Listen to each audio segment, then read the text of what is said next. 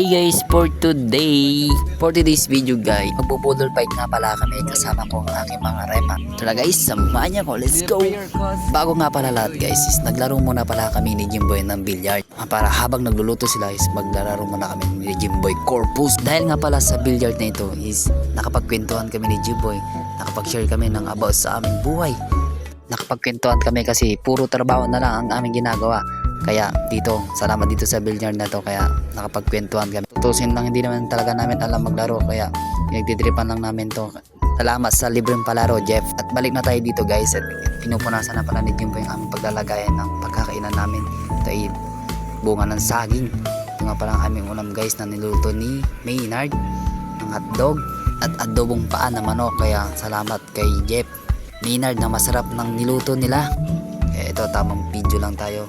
Ito nga pala ang aming manager na si Jeff. Nga pala ang aming ulam guys.